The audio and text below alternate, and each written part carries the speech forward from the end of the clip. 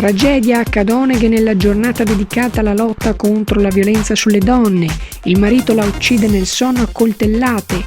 Lei si era già rivolta ai carabinieri per le minacce subite dal marito. Lui era ossessionato dalla gelosia ed era arrivato a piazzare una telecamera nascosta nel lampadario per controllarla.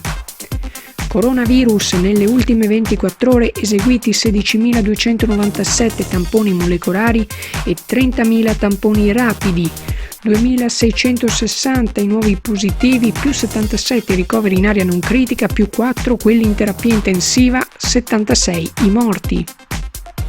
La regione entra in fase 5 per i ricoveri, quella da 2.500 a 6.000 pazienti. Rimane in fase 4 per le terapie intensive.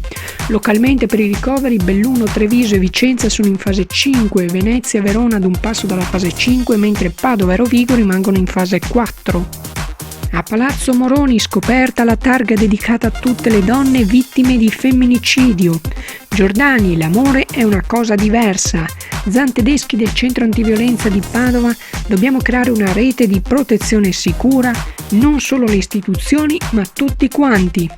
Non una di meno promuove un flash mob in piazza Cavour contro la violenza di genere, verso la costruzione di una zona fucsia dove si finanziano i centri antiviolenza e i consultori senza medici obiettori e molto altro.